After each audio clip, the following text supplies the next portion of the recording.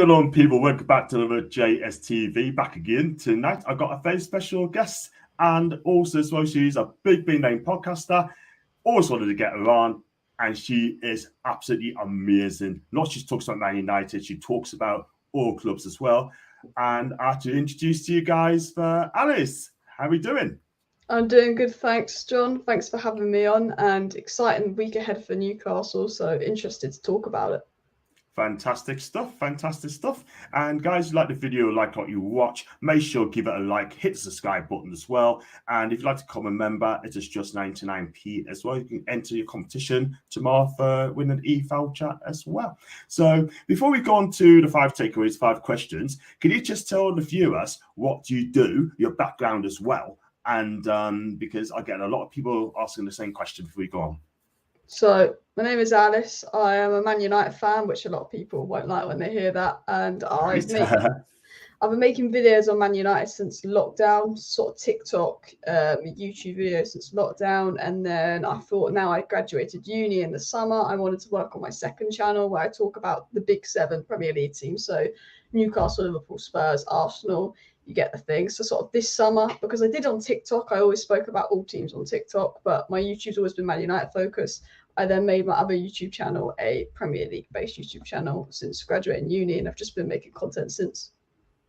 Fantastic. Thank you very much indeed for that. And if you do go on to Twitter as Alice Talks Football, she's going to give you the where to find her in just a bit later on. Right, let's go on to the 5 takeaways and all Newcastle based. And the first question I want to ask you is about Eddie Howe and how good a job is he doing. And when he first took over 2 years ago with the relegation in the face, do you think Eddie Howe's done a fantastic job for Newcastle United, and how far can he take us again?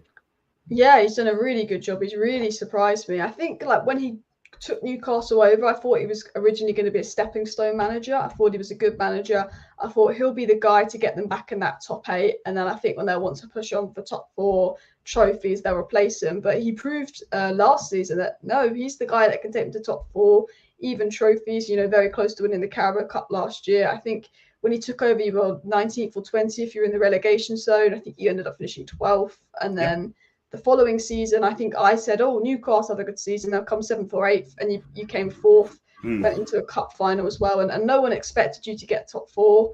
This season, you've done some quite smart business. Had a little bit of a blip, but you've beat Burnley, you beat Man City in the Carabao Cup, absolutely thrashed Sheffield United. And I think a lot of people started to write Eddie Howe off. And I thought it's too early, it's too reactionary. You're 3 games in. Look what he's done his first 2 seasons. The fact that you got top 4 last season was amazing.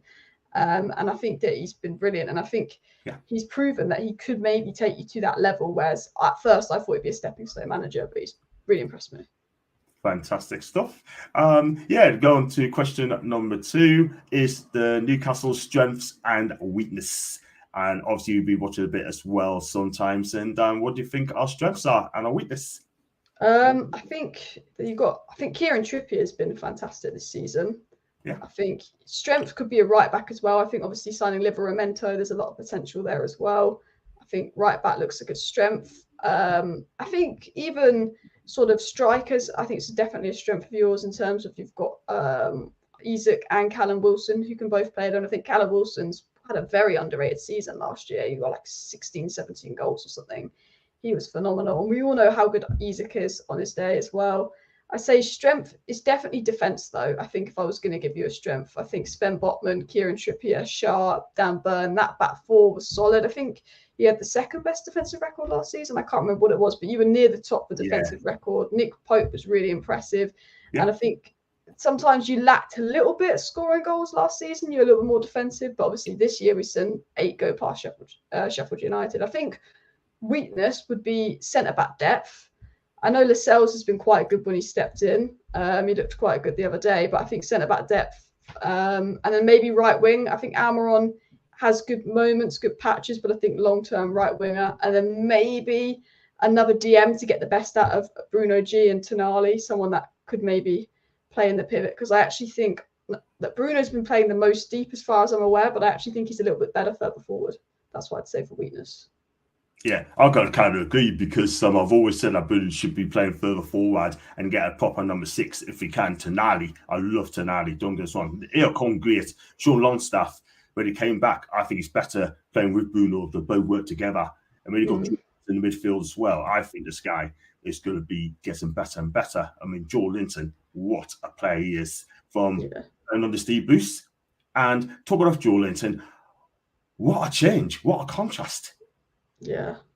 I mean, just going from a striker that everyone thought was finished and rubbish to this midfielder that's been really important. I think he's got an injury at the moment, which a lot of Newcastle fans aren't happy about. He should only be out for a little bit, but he's been really impressive this season. Even last season, you know, in the midfield, I remember Man United playing Newcastle, and I was like, well, Joe Linton's bossing us. Wow, that's embarrassing, isn't it, for you lot, if that's the case, you know? Sorry about that, but I think he's out injured at the moment in time.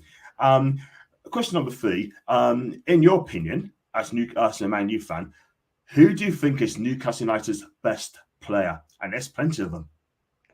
That's a tough one, you know, because, I mean, you could go form, overall. I think probably Bruno G, if he's played right. I think Kieran Trippier has been unbelievable, and I think he's one of your most underrated players. I think Bruno G and Isak probably on their day played right in terms of quality, in terms of ceiling. I'd probably say your best two, but I'd put Sven Botman up there as well, actually, in terms of if you actually look at all the centre-backs in the Premier League, Sven Botman's right at the top as well. So it's hard to know a best. I think most people will probably say Bruno G. So I'd probably say him, but you've got quite a few up there. Yeah, absolutely. So change of question as well. I asked this question from outside in, right? I'm to put it down as well. The takeover. I have to ask the question about the takeover. We've got a takeover from the Saudis as well. I mean, as a Man U fan, how did you feel about Newcastle getting taken over by the Saudis? And also, is it good for Newcastle United, in your opinion? I know it's a tough question to ask, but I have to ask that question. Can't lie, my first thought was very jealous. I was very jealous. But I was like, if a club deserves it, it's Newcastle. Like with Mike Ashley, one of the worst owners in football history. I was like, if anyone deserves it, it's probably a club like Newcastle, such a big club where Mike Ashley was so bad. But as a United fan, I was quite jealous. Obviously, it's been quite controversial with human rights and all of that as well. But, you know, I'd be a massive hypocrite if I said bad things about it, because I want the Qataris to take over United. I want what's best for my football team. And I think if they're willing to invest in the Newcastle, in the stadium and the facilities, they're going to improve the greater Newcastle area and they're going to make you a better team. I think, you know what, that's the way I see it. You know, it's football. Fair enough. Just a couple more questions. The first one of those couple as well. How far can we progress? Can you see Eddie Howe get us a trophy as a manager? Definitely. I think Carabao Cup could be yours now. City are out. It's always City, always the favourite. And when City are out, we're like, oh, someone different's going to get it. There's no City, there's no Spurs. Will Arsenal want to focus on the league after missing out last year a bit more? Liverpool, again, they don't take the Carabao Cup seriously in the past. Man United have been rubbish this season. So I think, you know, right now, Carabao Cup, I mean, Champions League, you just never know. You know, Inter made it to a final. Spurs made it to a final. Chelsea won it when they didn't have a good season. FA Cup as well, that hasn't started yet. I definitely think you can win a trophy. I think you're probably up there as almost one of the favourites for the Carabao. I think you'll probably knock out United in the next round. I'm not very confident for that one. You know, even though you played your reserves, you knocked out City. I think Man City will win the Premier League. I think they're just as good as Newcastle have been this season. Spurs have also been good. Arsenal have also looked good. But I think City just got that edge on everyone else at the moment. But I definitely think other trophies you don't know. And I think Carabao Cup, I think you're probably the favourite in my opinion.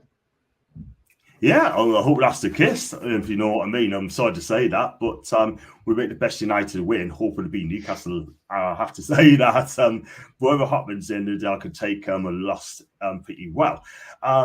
What about, you look at the Champions League, we've got in PSG, Milan and Dortmund's group as well. Can you see Newcastle get it out of that group? It looks real tough there.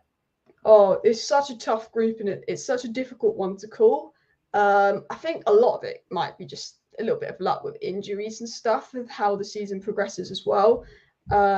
I think, you know, it's so hard to call which way that group's going to go. But I think Newcastle definitely could get out of the group. I think I predicted them to come second when I did my predictions on TikTok for it. But, you know, we saw them 0-0 away at home to San Siro. That's going to be, your away games are probably going to be your most difficult games. I think at home, St. James's Park, you're good at home.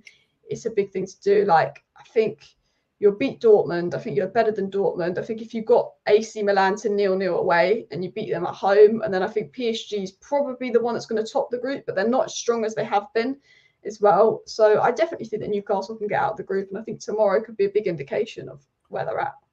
Yeah, and when you look at the players PSG has got, they got Miranda as well, they got Dembele, they got Ramos on season on loan from Benfica, and Mbappe. That's your front four really, and then you got Fabian Ruiz as well, who's played for Napoli. This guy, none haven't mentioned this name. This player, and I love Italian football, he can cause some damage in the midfield as well. He's got a culture left foot, and he can dictate the game as well. And then you got Hakimi as well, a right back of PSG as well. And they still got a cracking team.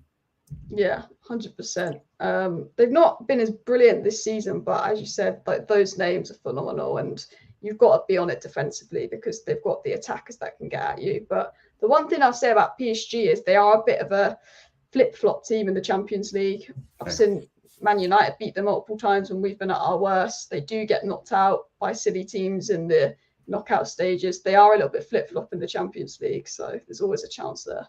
Fantastic. And one final question as well, because I know you got a lot on as well. What do you think of the Newcastle fans? Do you think they're great fans? I mean, any message you want to say about Newcastle fans? And a lot of people have asked us that question as well to ask you. They're definitely one of the most passionate fan bases out there. They're definitely one of the best fan bases out there. Even before the takeover, even in the Mike Ashley days, like, everyone knew Newcastle's a big club and they're big passionate fans. And I've never been to St. James's Park, but even when I made like a video on Newcastle on my second channel, I had loads of Newcastle fans swarm in the comments, just seeing how passionate they were about their club and everything. And I think you can see it more and more now. They're getting like a big club in the Champions League. I know people that are Newcastle fans that flew out to Milan and you literally were like, screw work, and they paid a lot of money to go. And definitely some of the most passionate fans out there. Definitely one of the biggest fan bases and best out there. Yeah, and we got apparently between 15 and 20,000 is going to go over to Dortmund as well, which is absolutely unbelievable. I think even if they haven't got tickets, they're still going to go there for the fun as well. Like, you know, they probably find bars where to go watch the match in Dortmund and in Dusseldorf as well. And I'm sure we're going to invade Germany as well. And if that is the case, Alice, that'd be amazing. Yeah, that's insane when you think about it. It is. Well, listen, I know you've got a busy one there, but thank you so much for coming on and doing the 5 takeaways. I thought it was going to be longer, but it went quite quick, didn't it? It went quite quick, man. So it is. I thank you. Can you just tell us where we can find you on your socials? I mean, I do, but if anyone don't know who you are, can you tell us where we can find you on your socials? So if you just type Alice Talks Football in YouTube, TikTok, Twitter, you'll find me. And then my other YouTube channel where I talk about other teams like Newcastle is basically Alice spelled backwards. It's ECILA football as well, where I talk all things football. Fantastic. And did you enjoy coming on my show today? Yeah, it was a great show. Thanks so much for having me come on. No problem. I have a quick word with you backstage as well. Guys, if you like the video, like what you watch, do follow Alice Talks Football. She's on those socials. And if you'd like to find me, John Sinclair TV, you can find me on the YouTube. You can also find us on Facebook, TikTok, and Insta as well. And if you like to like what we watch, make sure you like and also subscribe. And as always, are we the lads?